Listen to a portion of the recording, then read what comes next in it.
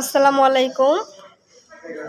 Hello guys, আমরা আছি এখন বর্তমানে শেরপুর সদরে ডায়রিয়া ওয়ার্ডে। এখানে আমার ছেলে অসুস্থ। আপনারা সবাই আমার ছেলের জন্য দোয়া করবেন। চলেন আপনাদের ডায়রিয়া ওয়ার্ডটা দেখাই নিয়ে আসি।